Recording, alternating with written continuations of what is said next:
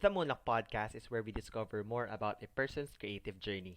If you like the podcast and want to support it, give us a follow on Spotify and tag us on Instagram at the Moonlock Podcast and at Ramona Bisit. All right. So, hi guys. My name is Ramon, and welcome back to another episode of the Moonlock Podcast. It's good to be back doing one-on-ones, and um, for today's episode, we are joined by a returning guest from season one with the ATV Boys, and he's a very special friend of mine, and the host of Tara Let's Unpack the podcast. Good evening, and welcome back to the show, Boss Franz Halili. Hey, what's up? Thank Hey, you. hello guys. Thank you for joining. Kamusta? Ayos naman. Ito, enjoying the long weekend. Medyo mahaba yung long weekend ko kasi nag-leave ako ng Friday. So, Oh, nice. yeah. Yeah, we have come a long way, Franz and I, from LSDC Street org mates to being colleagues sa Beep Beep and roommates. Looking back, sobrang parang I didn't realize na things would parang in terms of the pandemic, but we've come a long way, and good times kasi we were just first job mo Beep Beep, di ba? Yep. Yeah, and we were just navigating through the corporate. You finished your season one. I was looking 2 months ago, so congrats on that. Season Yeah. 1, 20 episodes. Did you take breaks in the middle ba? Or was that 20 No, weeks straight? it was 20 straight weeks. So, Grabe. yun. So it was like the experience lang of just pushing throughout that season. Yun. Ano, first it was challenging of course kasi kinakapapa tapos Mm. all throughout the season merong mga changes. If you guys listen to my podcast, mapapansin nyo, for example, well, sobrang laki ng difference sa episode 1 to 3, sa episode 5 to 7, to Mhm. episode 15 to ganun. Kasi as I go along, I kept on improving my audio or Mhm. how I do my effects or my script. Yun. So, and then doing it every week was very challenging kasi of course I had to dedicate time talaga. And my process kasi was record, edit, then post the next day because Mm. that's the only time I have for the whole week to do everything. And yun, masaya naman. Masaya naman. Super solid na napagsabay ko siya with work. I thought Oo. I will only last um, 5 or 6 episodes, but it lasted for 20 episodes for season 1. So I think that was a testament na kaya naman, kaya Oo. naman gawin. Yeah. What was the most challenging part? Writing or the editing? Or looking for So guests? Or the most which film to feature in it? part for me was not the editing kasi I love editing audio. Shout out sa LSDC Street Music Team. Yeah. Yes, sir. I love editing audio. Script wise naman, okay lang din naman. Siguro the most challenging part for me was the promotions, the Mm. creatives. Kasi even though I had a template on how I do things, of course, I had to think of captions, I have to Mhm. think of kung kailan ko siya ipopost. So, yun, on that end lang. Kasi minsan ginagawa ko siya after work ng gitna ng linggo. Mm. Tapos medyo pagod na, natamad na. Pero, yun yung most challenging part for me was actually the promotions. Uh-huh. And Uh-huh. making sure that people are aware of my podcast and Mm-mm. commenting on groups ng mga film groups. Especially Ah, when, ah. for example, yung episode 3 ko, yung Burning, yung isang group na part ako sa Facebook, marami nagpo-post about Burning. So lahat ng comments, lahat ng posts about Burning, I comment na, hey, Yeah, airing sa yeah. podcast, hope you can listen. And true enough, nakikita ko naman na because of me doing guerrilla commenting, Oo. lumalaki, tumataas yung listenership ko. So Oo. yun, yung ano talaga, promotions talaga, yun yung pinaka-challenging for me. Yeah. I think solid yung when you said na you were commenting on different posts na related dun sa Yeah. episode mo.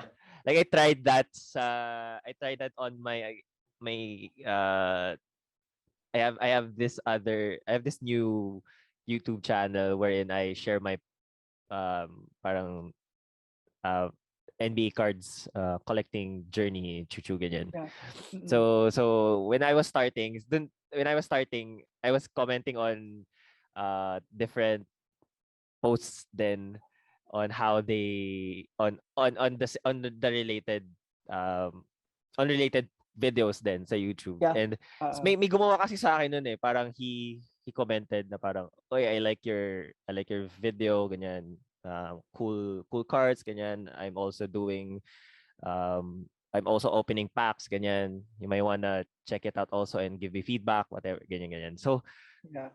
parang naging effective siya kasi I also went to the channel ganyan. And then I sabi ko, sige nga, try ko nga to. And true enough, parang siguro nakagain ako ng mga 10 subscribers. Yeah. Just for Doon siya, doing it. doon siya lalaki talaga eh. Pag organic talaga. Mm-mm. Tas same niche kaya ng audience. Yun.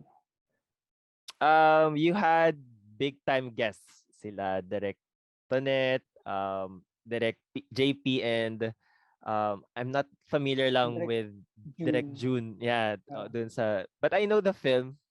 Parang MMFF yun, 'di ba? Yung Die Beautiful. ah, ah, ah. Yeah. So which one was your favorite episode? Hmm. Siguro wala akong favorite, pero siguro most memorable. Yeah. Kaya natin, sige, para mabigyan sila ng equal highlight.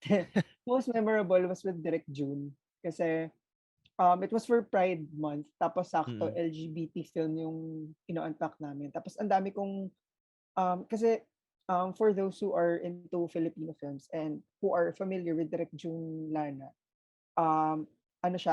he's a big deal, kumbaga. Yeah. At age 19, he won a Award. Palangka Award para siyang award sa mga writers, sa mga playwright. At Mm. age 19. Tapos he has his own movie production company. So parang ang laki. As a first director na maging guest ko, ang laki na makuha ko siya.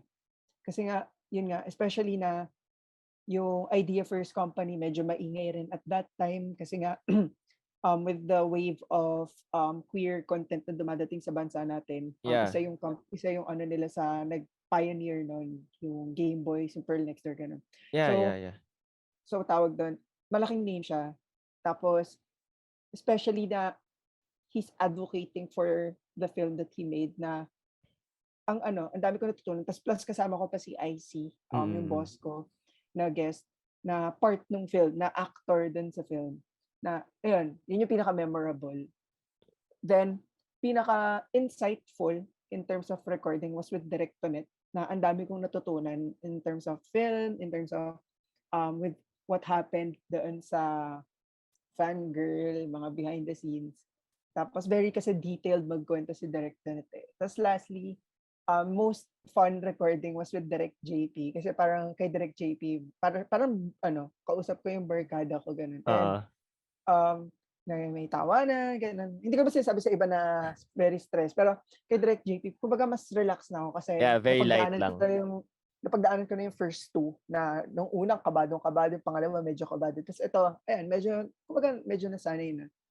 Tapos sakto pa na ang gusto ko rin kasi yung mga films, lahat ng mga directors actually na nag-guest ko, gusto ko yung films talaga nila.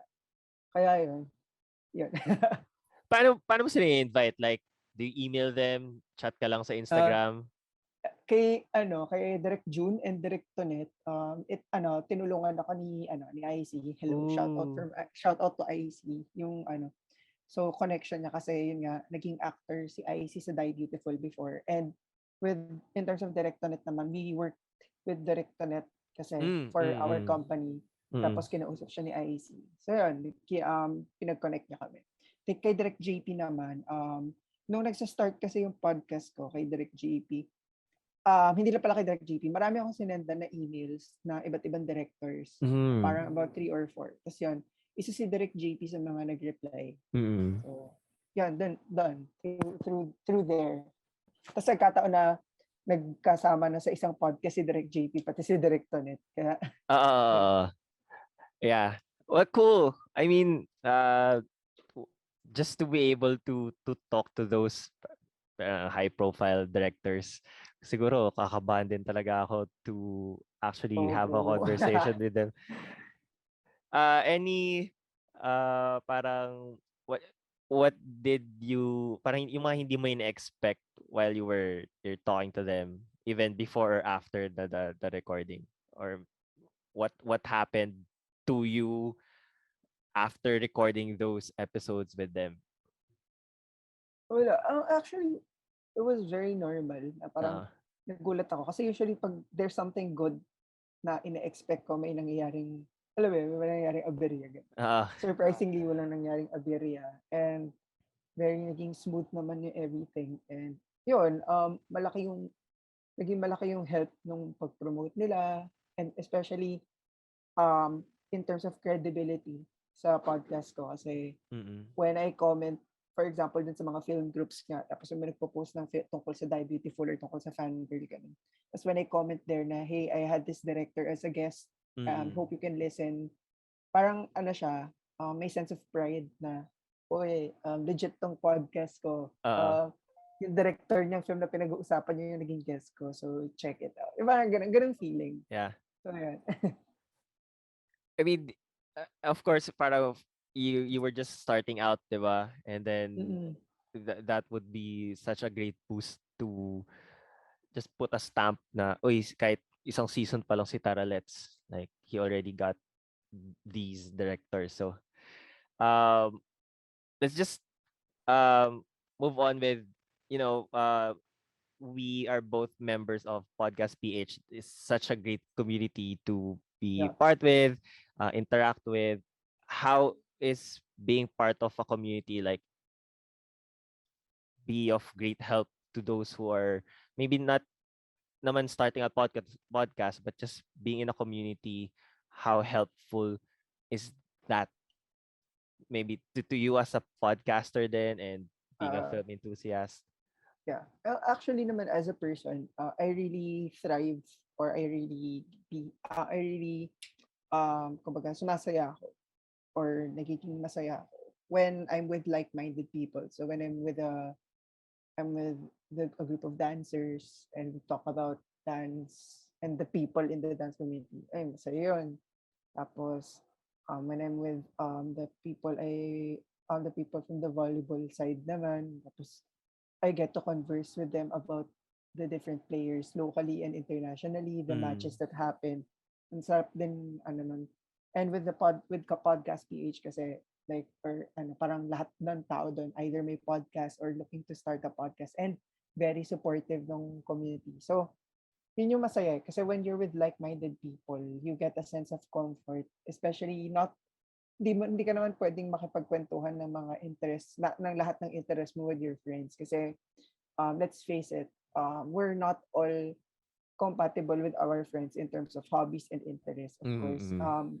So, for example, sa barkada natin sa ATV, hindi naman ako pwede magkwento ng tungkol sa nangyari sa laban ng Czech Republic pati France ng Euro Yeah. Volley Yeah. 2021 kasi for sure wala naman sa inyo may alam unless meron, di ba? So, ang sarap lang na meron kang different groups or meron kang different communities na you can dabble into when you want to just talk and feel supported or feel seen. Yeah, Ganun. yeah. And I agree na nga no. I mean being with, I mean for example nga yung podcast PH, like just reading all the comments, Mm-mm. speaking the informations na binibigay nila would, I mean, help me dito din sa podcast sa pag-structure, and of course especially when it comes to equipment, like pag yung mga nire-recommend ng mga tao talaga na Yeah. ginagamit Oo. nila, iba yung parang you would really maybe want to consider it, and then papakinggan mo pa yung mga podcast Yeah. nila to really hear. So yeah, And sorry to chime in on what you're yeah, saying. I just forgot the name of the guy, but he's always the one posting weekly na, hey, yung ito yung fresh mga finds. Yeah, finds. yeah, yeah. Oo. Na ang saya kasi parang, uy, ang daming iba't ibang podcast na feature na na parang halimbawa lalo na pag may kakilala tayo na na-feature, kumbaga, uy, tatag mo siya, uy, na-feature yung Yeah, podcast mo. yeah, So, yeah. ano siya, kumbaga supporting talaga na walang sense of competition na, uy, dapat mas magaling yung podcast ko sa'yo, yung gano'n. Na, Mm. ano talaga, building each other up for this community. And it helps na rin na I have like a couple of friends na member ng Podcast PH, or ikaw, si Angelo Villegas, si Alice, Yeah, tapos yung shout isa out to ko, Alice. tapos yung isa ko pang relative naman na host ng Only Pop. So, marami talagang, kumbaga parang, masaya talaga na may community na gano'n. Yung yung family member mo na yun, yung kamag-anak mo na yun, ah, alam mo talaga na kamag-anak mo siya or nag-meet na lang kayo doon sa So, podcast alam page? ko kamag-anak ko siya, shout out to Leandro. Ano siya, mahirap yung relationship namin kasi he's older than me, pero Oo. he's technically may pamangkin sa pinsan. Ah, Kaya okay, okay. medyo pero parang second cousin na rin yung turing ko. So, Oo. nagkataon lang na na pareho kaming may plans na mag-start ng podcast. Mm. Tapos nung nalaman nga yun, siya yung guest ko nung episode ko ng Crazy Stupid Love episode. Oo. I think I dropped by one of his Yeah, so episode. Ikaw naman yung yeah, guest. hindi pa ako nag-guest sa podcast niya. Pero tawag doon, Ah. maganda yung content ng podcast niya kasi all things pop culture yun. Oh, ibang tao pala yung nag-guest ka na dinaanan ko. Was that a different guy? I'm not sure. Yeah, ito ba yung pinag-usapan yung Captain America Winter Oh, yeah, Soldier? yeah, yeah, yeah. Oo, okay. From Podcast PH din siya, pero he just messaged me. Okay. Okay, cool, cool. I think one of the cool stuff then is networking within Yeah. the group. Mm-mm. There was this one podcaster then who messaged me. Kasi I was just commenting na congratulations on the milestone. Yun yung masaya kasi dun sa podcast page. Parang kahit sobrang liit lang ng milestone, parang everybody's just Yeah. chiming in to support and send good vibes. Tapos parang he commented na, "Oy bro, thanks for the follow and thanks for listening." Ganyan. Tapos we got connected kasi Bosconian brother pala siya. Sabi ko, ano po, graduate din ako ng Don Bosco sa Caritas, ganyan. And then, I've been to a couple of Don Bosco schools, so it's really nice to meet you here, ganyan, ganyan. Sa Bosconian Pride, ganyan. Yun yung masaya lang na someone will randomly message you and say thank Yeah, you. and or ask you to guest or parang Oo. commend you lang. Parang ang saya sa feeling. Oo. Like, I mean, for some na bakit niya ako ini-invite na really that big, won't really push a lot of like audience to his platform, whatever. But ang saya naman parang nag-guest ka, parang Yeah. someone really likes what my insights and what Yeah. I Mm-mm. about to say, no? Okay. So, Ayun, I mean, just give us a quick thought on why start a podcast. Yan.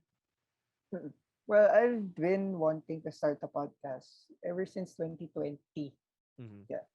I just, lang ako, at first, parang takot lang ako kasi I didn't have the software kasi nga nagpalit ako ng laptop. Yung software na ginagamit ko before, for Windows lang siya compatible. So, Yeah. hindi ako confident. And to be honest, medyo challenging ang Mac in terms Oo. of downloading stuff or Oo. programs kasi.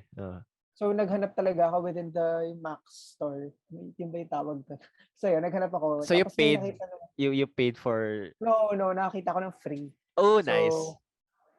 so yun. Tapos nung nagkaroon na ako ng software, yun na, sabi ko, sige, fuck it, let's start. So, nag-isip muna ako, ano bang topic yung gusto ko. Mhm. Sabi ko, mahirap. Parang, I wanted a different one kasi nga meron ng dance sa'yo, yung Moonlock season 1 kasi before, di ba? More on the dance community. Tapos parang, wala namang magkakaroon ng interest sa geography. Pag-usapan ng geography, di ba? Or dinosaurs. Malay mo naman. Or Like a solo podcast. Dinosaurs. Mga ganun. So, parang isip ko, well, I like watching films and series. And especially one of my, di ba advocacy, pero one of the things that I really like to do is promote Filipino-made content. So sabi Mhm. ko, di why not? So yun, nag-start ako ng film and series na Unpacking na podcast na thankfully very ano siya, very diverse. So merong Hollywood films, may Yeah. different kinds of foreign films, and may Filipino films din. So yun, kaya yun, so nung nag-start ako ng ayun, so pinagplanuhan ko muna and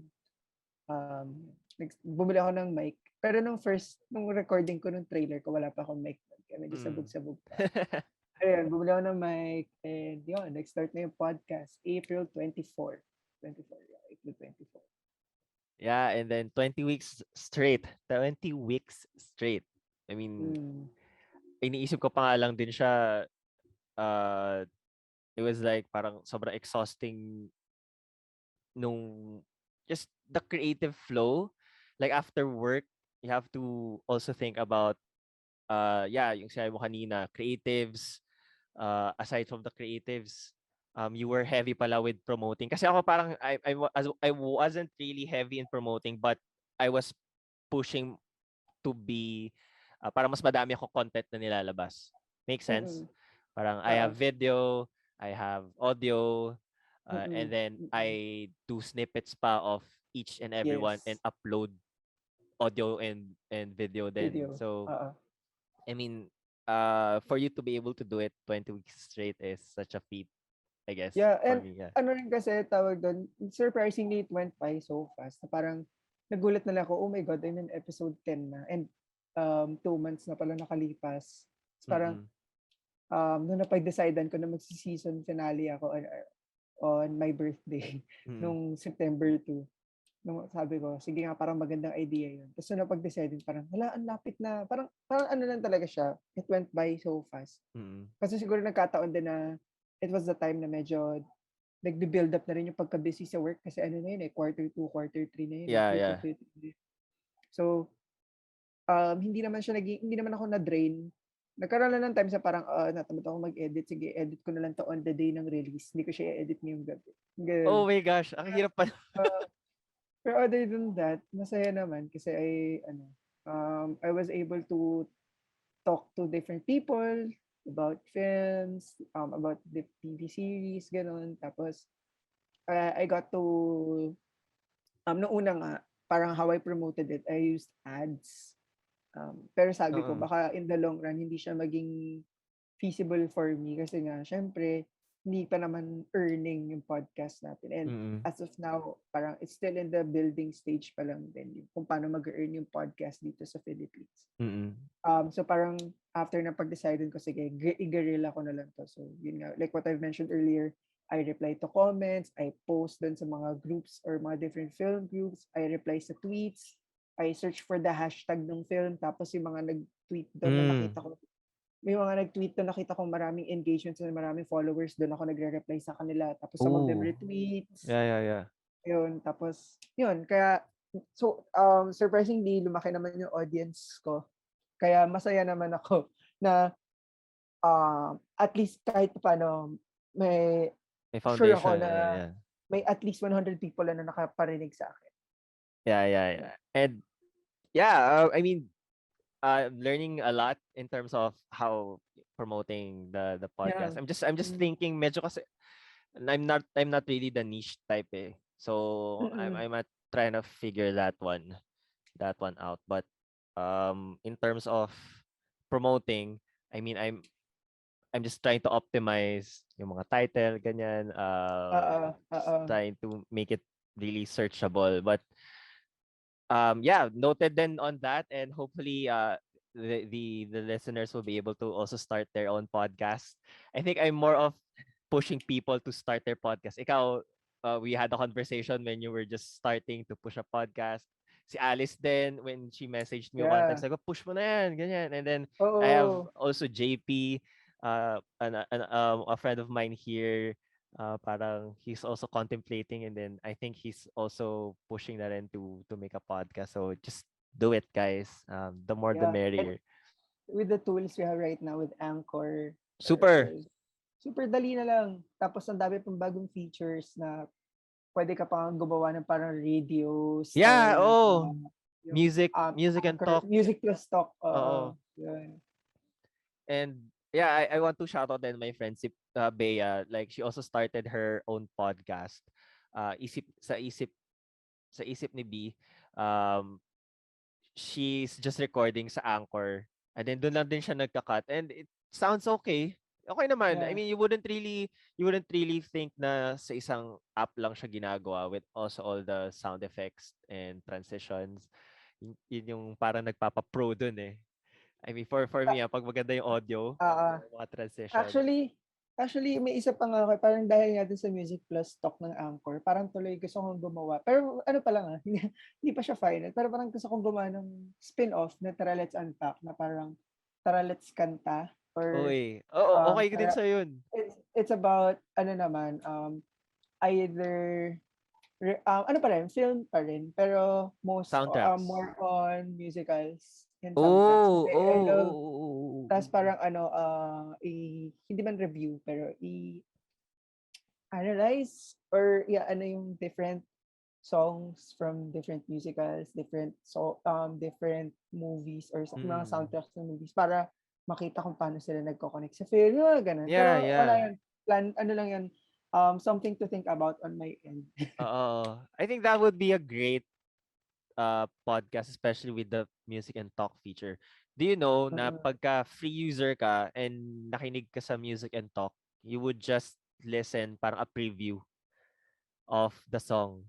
But if you're a premium user ng Spotify, you'll be able to listen Buong the whole song. song. Yeah. Yeah, Oo. yeah. Cool yun, cool yun. Cool. Yeah, I first heard of that concept kay Jim and Sab. Do you listen to them?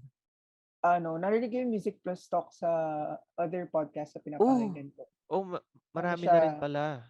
pero Gumagawa. rin siya, parang ginawa siyang, feature siya sa isang ad ng isang podcast na pinapakinggan ko. Mm-mm.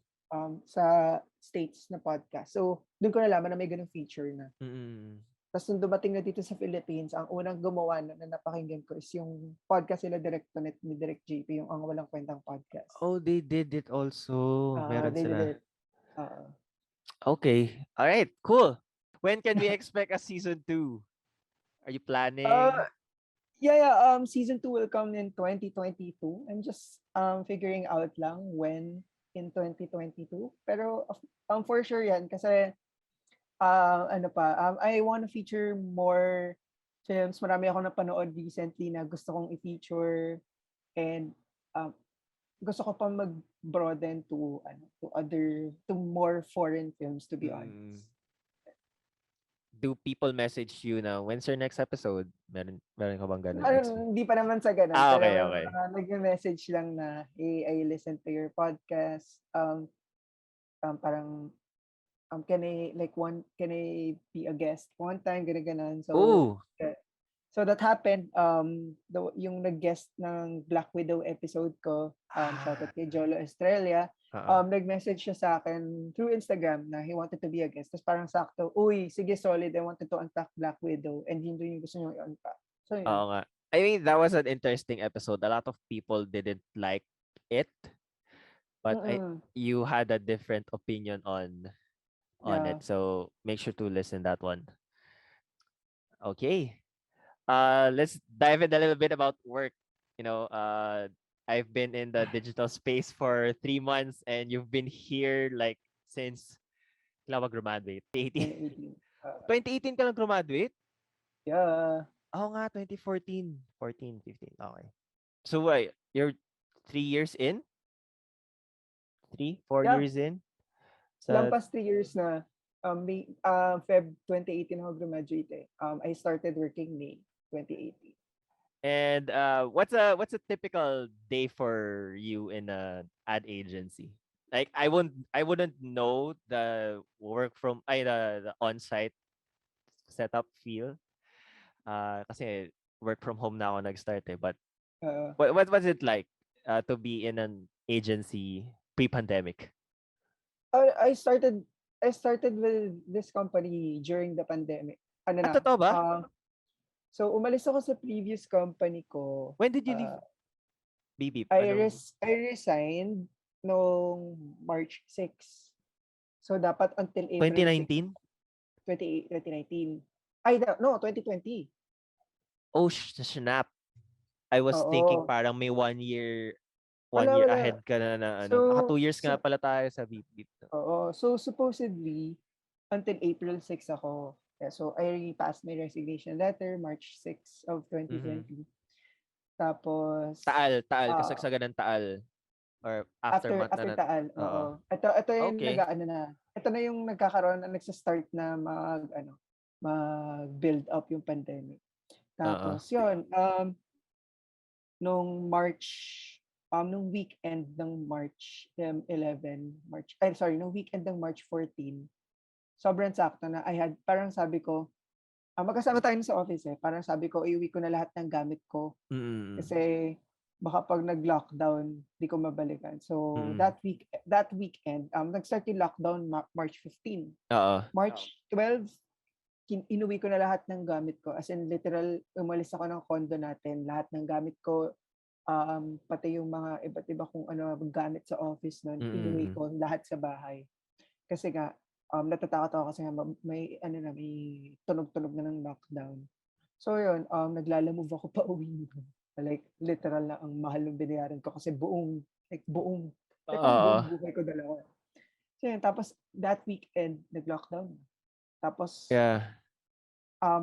yung 1 month ko na dapat na parang yung transition period, wala Mm. na.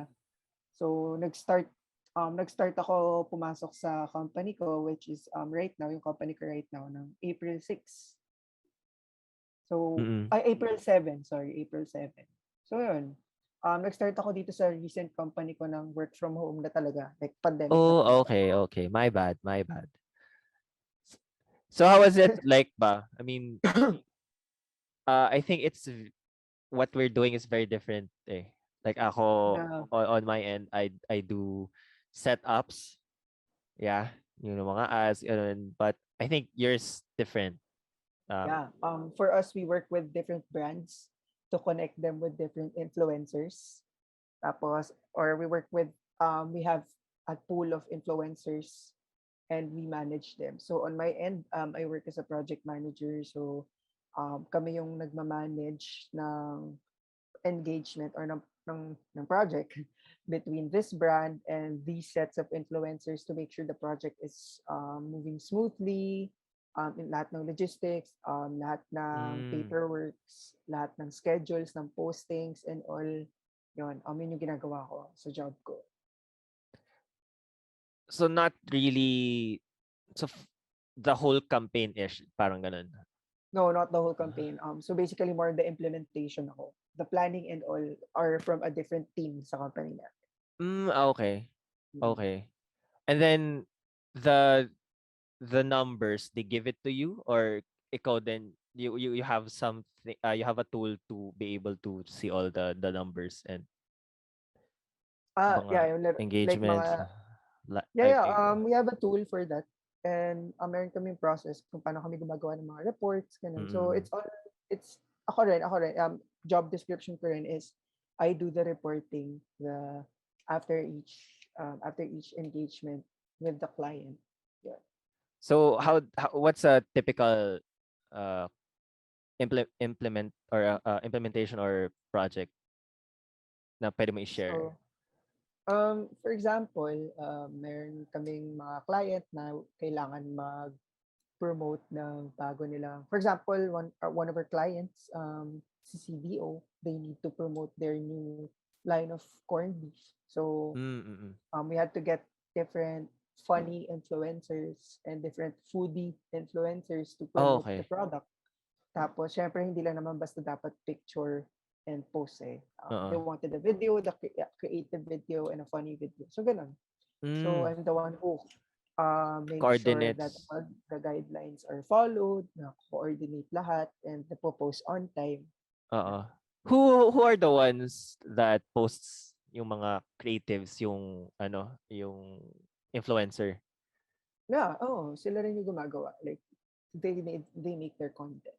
Oh, okay. So you just literally just give them na parang okay, at least wear something red, ito No, yung no, background mo. not just that. We make sure that the messaging of the campaign is na-absorb nila and makikita through the content. So, meron kaming mga guidelines na binibigay sa kanila. We brief them Na and ito dapat, ganyan. we make sure na bawal tong ganto, dapat ganto. Yun. So there's a lot of revisions ba that's Depends. happening? It depends. Merong mga influencers na first pass pa lang approved na, meron naman na after multiple passes. Would you have like parang mga tiers ganyan? Parang the 1Ms, the 500s, the Given 100K? naman, given naman ng mga influencers are really tiered to Okay. nano, micro, macro, and mega or celebrity. Oo, So, so, depends na rin sa client kung ano yung nahanap nila. So, for example, client wants to look for nano influencers. oo. So, those are the influencers who have 3,000 to 10,000 followers. For some of them naman, macro naman are the 10,000 to 100,000 followers. And, micro yun, micro. And then macro, yung 100,000 to 1 million followers. And lastly, yung mega or yung celebrity influencer, millions na. Yeah. So, depende sa client kung ano yung hinahanap nila. Okay. And then you parang suggest, I think this one will be a match for you. Yeah, that's one thing na we're proud of with our agency. Kasi we make sure that our vetting process for the influencers are well researched. And alam mong hindi lang basta-basta may ma-recommend kaming influencer. Yeah. We really make sure na the influencer is right for the brand and is a perfect fit na makapag-produce talaga ng results. If everything goes according to your plan, how smooth is a day for you? Well, ano talaga, when you're working in an agency, expect mo na talaga na if it's I'm not discouraging anyone, but it's a 9 to 5 job on paper, but it really isn't. Especially when you're working with different content creators. Talaga, iba-iba yung time nila. Some will message you at midnight, some will message you at early, super early in the morning. Yun. Pero nasa sayo na rin yun on how you will manage your time. Pero for me, on a typical day, I clock in at 8. I usually finish everything by 5. And then if may needed work pa after 5, yun, I will work. Pero I make it to a point na every day I have at least 1 hour na lunch break. Non-negotiable. Non-negotiable for me. Hindi niyo ako mai-istorbo regarding that. Hindi ako magre-reply sa messages regarding work. Nakasara yung laptop ko by that time. And yun, and also I also make it sure that by 9 p.m. unless super urgent, by 9 p.m. Naka-clock out na ako and hindi na ako nag-isip about it. Okay. I think that's something that I need to take down also. Like, pag reporting namin, dire-diretso lang din ako. Wala talaga din ako Ako natuto na rin ako mag-manage ng time. Na hindi lang time management, task management as well. Parang which task do I need to do in terms of priority. Tapos ano yung mga tasks na pwede kong gawin bukas na lang. Para hindi ako sobrang puno today. Yung ganun. How do you manage yung parang may papasuyo sa'yo na bagong task? Like you're busy doing something and then there comes in someone na parang, hey Franz, parang pwede mo ba akong isingit ng gantong task na to? When I'm doing a task, I don't reply to the yung mga bagong halimbawa, may ginagawa ko ngayon. Tapos kasi when someone messages you naman, makikita mo naman yung preview ng message. Pag nakita kong new task siya, until hindi ko natatapos yung currently na ginagawa ko, hindi ko siya re-replyan. Kasi, pag ni-replyan ko siya, mawawala yung notification, mawawala siya sa isip ko kasi babalikan ko yung task na to. Hindi ako makaka-focus sa task na ginagawa ko. So, while I'm doing a task right now, and somebody messages me regarding another task, unless it's super urgent, again, hindi ko talaga muna siya papansinin. Kasi tatapusin ko muna talaga yung ginagawa ko bago ko siya pagtuunan ng pansin. Uh, okay. Alright. At least I'm getting something here. Ako Uh, kasi yung tao na pag ako yung tao na pag wala ng notification bubble na ano, hindi ko na siya maaalala. So, oo. iniiwan ko laging notification or binabasa ko tapos minamark ko na lang as unread para meron pa rin siyang mark na Oo. yeah. Okay.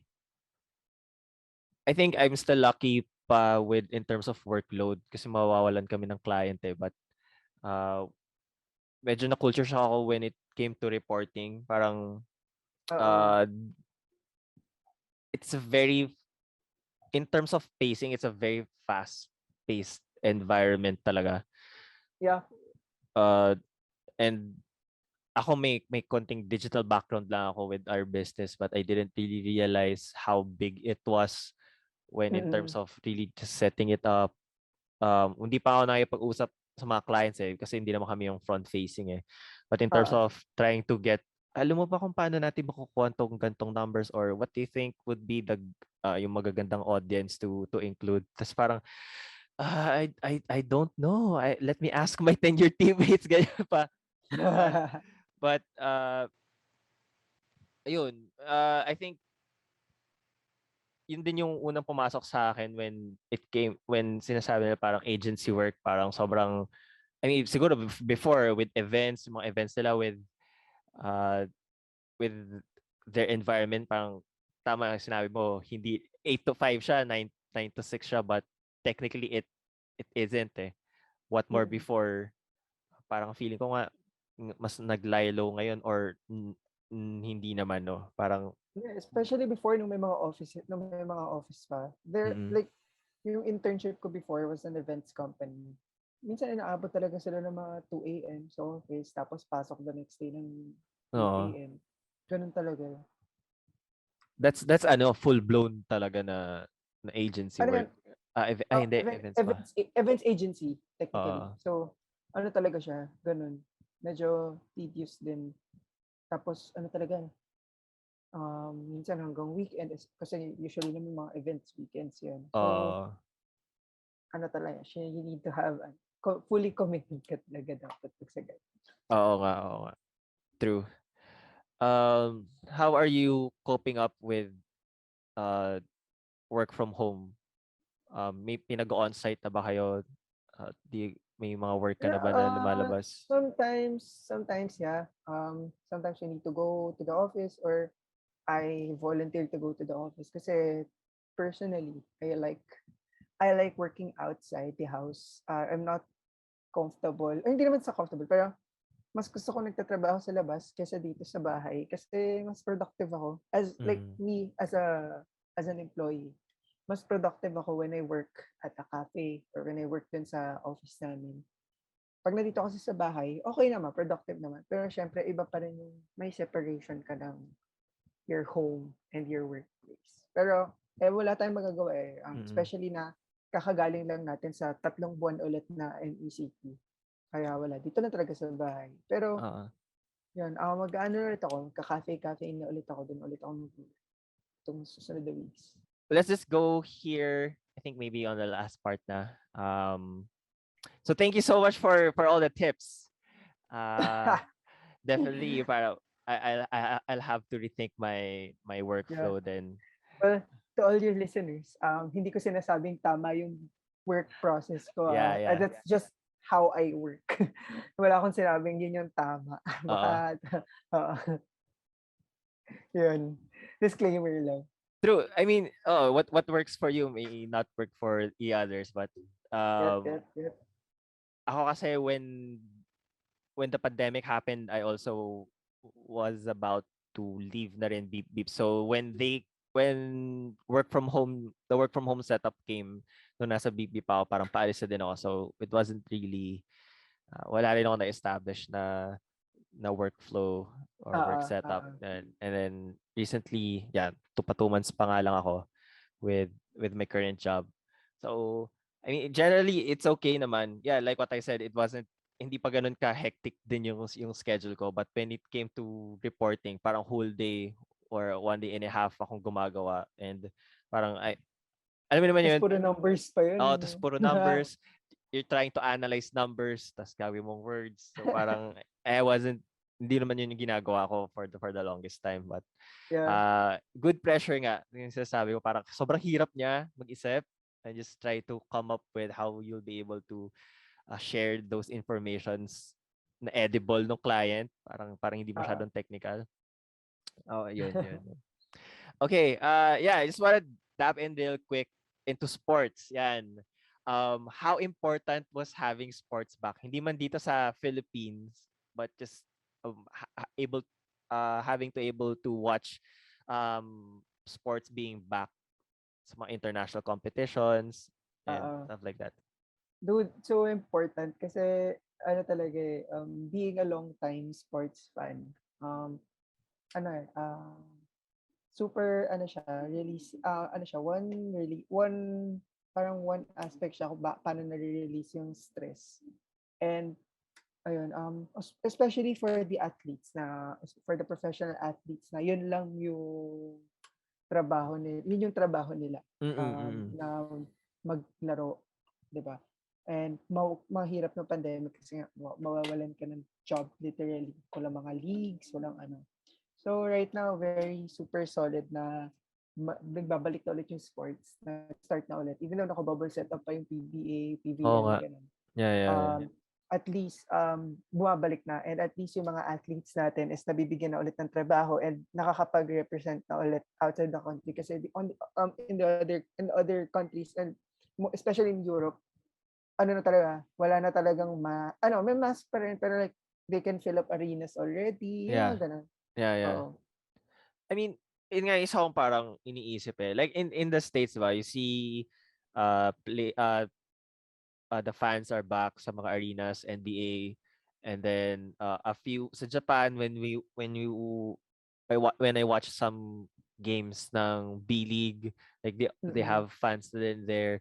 I mean, I was just Yeah. wondering here in the Philippines, parang what's the difference between their uh I mean siguro on a I'm sorry ba may mga offense stuff. I was just thinking kasi if everyone's fully vaccinated naman na in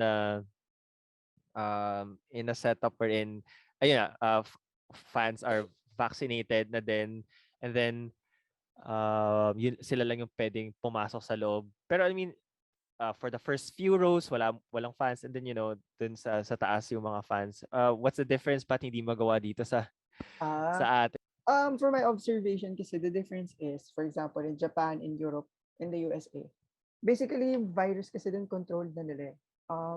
They can get tested even in pharmacies. They can get vaccinated Yeah. even in pharmacies. And coming from our friends, so for example, from Claude or from my other friend who came from Europe, COVID there is like lagnat na lang, na when you get COVID, you rest, and Mhm. you have meds na, and you're properly taken care of. So sa Philippines kasi, even though cases are quite lower than other countries, hindi dito controlled pa yung virus, eh. Ang dami-dami nating dami-dami nating pinagdadaan ng letters na mga acronyms na MECQ, Yeah, MGCQ, yeah, alert yeah. level ganito, yung ganito. Tapos marami pang speculations na yung numbers ng cases na nilalabas are not true kasi a lot of yung mga Yeah. machines or yung mga testing Delayed. sites delayed or Oo. minsan nasisira. So mahirap talagang i-define kung ano yung totoo, ano yung Mhm. nangyayari. So kaya hindi din makontrol yung virus kasi yun nga, a lot of people are still afraid on getting vaccinated as well. So, Mm. mahirap pa talaga mag full-blown na magkaroon na ulit ng PBA, magkaroon ng UAAP. Well, at least bubble setups are working naman so far. Yeah. Oo nga.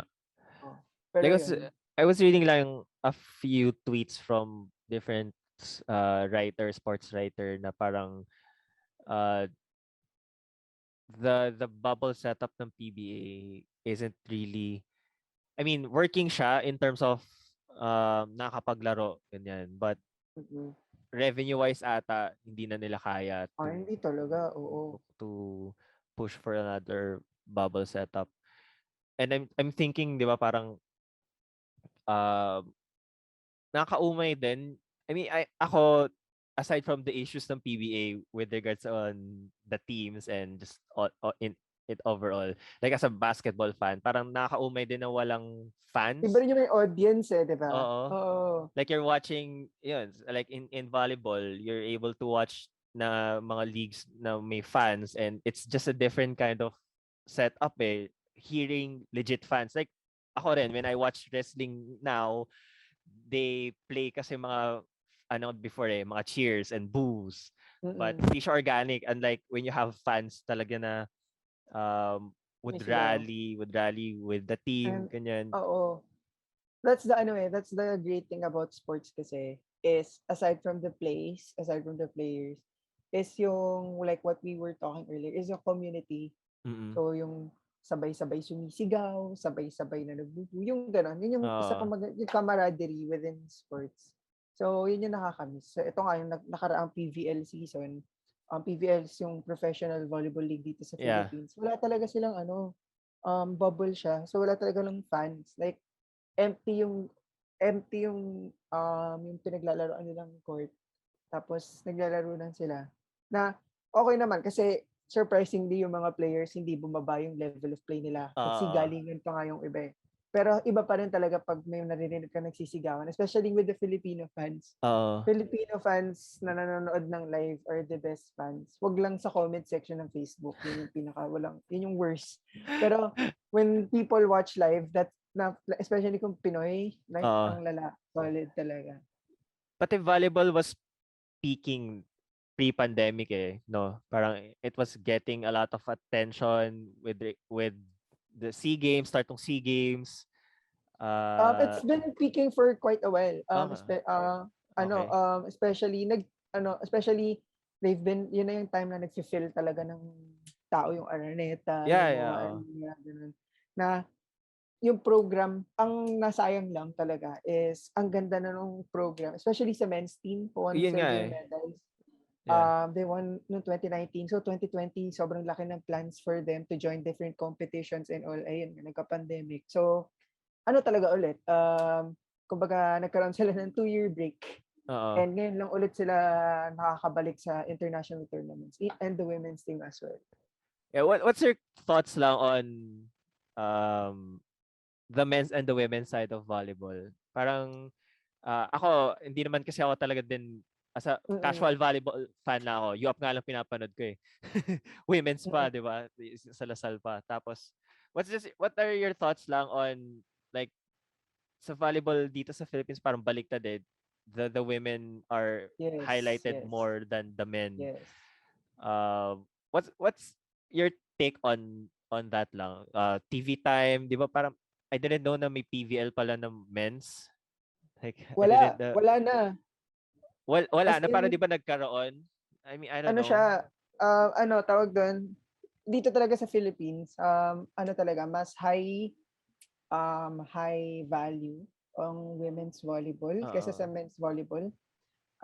Tawag doon, like basketball. Yeah, oo, Mas yun. mas sikat ang PBA kaysa sa W, yung Women's Basketball League dito, nakaka-establish Yeah, lang din. and ano ba So, na? WNBL. WNBL, Yeah. yes. So, when it comes to volleyball naman, we have PVL for the women's, and before the pandemic, we had PSL, Philippine Superliga, for the Oo. women's as well. So, Oo. dalawa yon. For the men's team, for the men's Spikers naman, turf. Was that it? for the men's was pre-pandemic was Spikers Turf. Pero after the pandemic, itong nagkaroon na ulit ng PVL na naging officially professional na si Mhm. PVL. Women's lang. Wala tayong men's na professional league pa. And when Mhm. you watch other countries, when you look at other countries, especially in Japan, Russia, Italy, and Poland, grabe yung grabe yung equality in terms of men's and women's volleyball na Yeah, yeah. talaga, mataas yung caliber ng liga nila on both ends. So, yun yung kulang. Kulang ng support and kulang ng tournaments ng liga yung men's volleyball dito. Mhm. And to think na the men's volleyball ng Philippines are one of the best in Southeast Asia. Yeah, oo nga And eh. also, they've proven themselves to be a contender in in terms of Asian volleyball, especially right now that we have two players who are playing as imports, not hindi sila kumukuha ng import, sila yung kinukuhang import sa Japan. Si Mm. Mark Espejo, si Brian Bagunas. They're the star players there. So we can see na ang laki ng potential. And if if the men's volleyball world have their own league here in the Philippines, the professional league, Mm. doon mas magkakaroon ng chance to be more competitive, to invite players from outside the Philippines, from Europe, from different parts of the states, ganun, to have players here play against our team para masanay sila Mm. to parang ginagawa sa PBA, 'di ba? Kumukuha ng imports para Yeah. masanay na lumaban sa international players. Mm. So yun. And I hope with the new system of the Philippine National Volleyball Federation, with the revamp ng PNVF, I hope na magtuloy-tuloy siya kasi right now there are plans na magkaroon ng Champions League. Ano naman siya, hindi siya professional league, pero ano siya, liga siya, tournament siya na mayroon na men's division and women's division. And sana that would open doors na magkaroon na rin ng professional league ang men's team. Yeah. Kasi women's team yung women's volleyball walang problema, meron silang PVL. Protected na sila in terms of being professionals. Meron na rin, like parang tayo, professionals tayo, and we are protected by DOLE. So sila parang ganoon na rin. They play volleyball as their livelihood na rin. So sana yung men's volleyball athletes natin magkaroon din ng ganun. Kasi mataas na yung level na nilalaro nila. Isipin mo what more na magkaroon pa ng professional league to mapataas yung level ng play nila. Wow, sorry, naglabas ata ako Yeah. Okay lang. I mean, passionate na ko eh. Yun nga yung iniisip ko, parang sayang yung feat nung SEA Games. I mean, everyone got their first taste of talagang parang, I don't know, sa mga hindi talaga nanonood ng men's volleyball, like first actual taste ng competitive na nabigay. No? Pati si Espejos ba yun? Sorry. Espejo. Di ba, so, ano siya, multiple time MVP siya sa UAP ng Ateneo? Oo. Si Mark Espejo, ano siya, nagkaroon siya 5 time? Sa multiple MVPs, either three-peat or back-to-back champions. Oo, pati ng UAP in general, di ba? Yeah, Oo. Sila yung NU and Ateneo players, si Bagunas from NU, maraming awards din, maraming championships din na palanunan. Yun. Yeah, parang it's kind of sad lang na a lot of people are not seeing them play here in the Philippines kasi nasa ibang bansa na sila. But sobrang solid if there are imports there. It means na talagang sobrang up nung skill. Knowing pa na, yun nga, hindi sa Japan sila naglalaro. Sa Japan sila naglalaro and hindi rin ganun ka-establish ang men's volleyball dito sa atin. Yeah, tapos ang maganda doon kasi sila yung member sila na national team natin. So, si Bagunas and si Espejo. Tapos yung mga nakakalaban nila sa Japan is yung other imports din from Poland, from Canada, from Venezuela na mga nag-Olympics, mga nanalo na ng Olympics. So, na-expose sila sa level of play ng mga ganong kagaling and madadala nila yan sa men's national team natin. Yeah. Like what Jaja Santiago naman sa women's is doing. Napa-champion niya, di ba? Napa-champion niya itong huling. Oo, napa-champion sa isang tournament sa Japan. Tapos ngayon, naglalaro ulit siya doon as import. Tapos nakakalaban niya yung mga iba't ibang Olympic champions din before from the States, dati from Serbia. So, ano talaga, sobrang lahat talaga ng potential. Kaya lang siguro hindi ganun ka-popular yung volleyball na men's dito sa Philippines right now. Is meron kasing stigma. Bilang volleyball player, may stigma talaga na when you play volleyball, you're either gay or lesbian. Kasi karamihan na nakikita natin naglalaro, whether nung high school o ano, is from true. from that community. And talaga, parang iniisip nila, hindi siya pang straight na laro. Or pambabaeng laro siya, or pang ano. Kaya, hindi siya ganun sumisikat.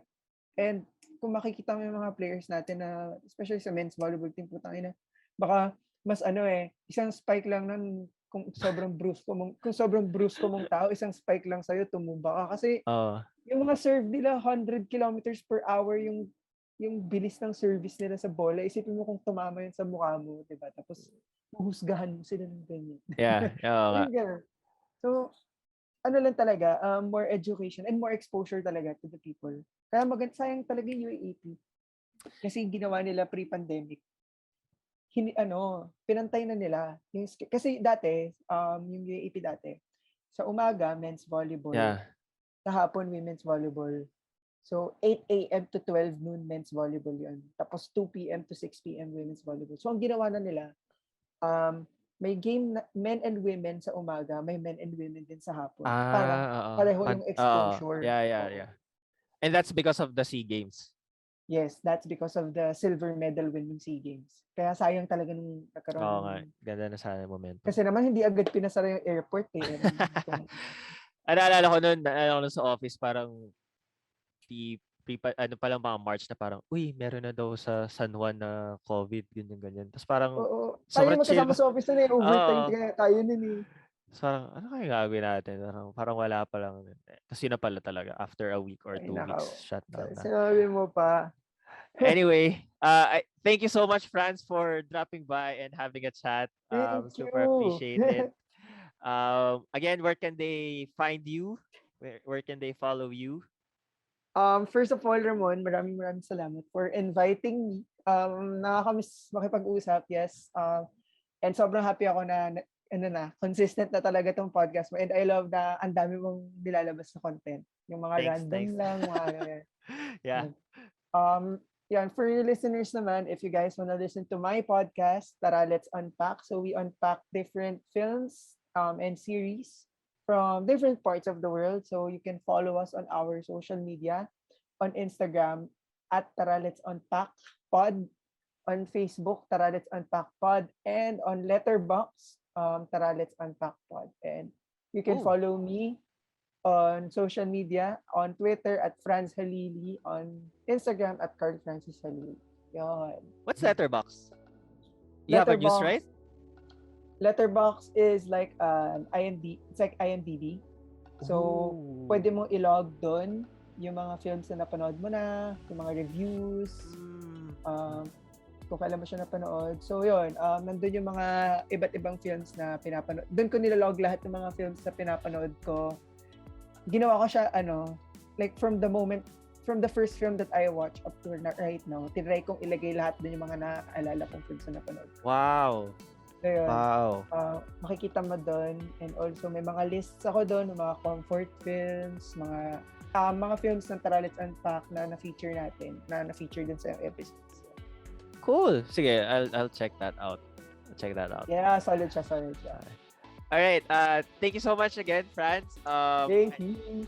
All right, that's it for our episode. If you enjoyed the podcast, make sure to like and share it with your friends and family. Follow at the Moonlock Podcast for more content. We're on Instagram, Facebook, and YouTube, so go check it out. We just reached 100 subscribers on YouTube, so pwede ko nang palitan yung URL ko. Yes. All right. Thank you guys for tuning in. See you all next time. Peace. Bye.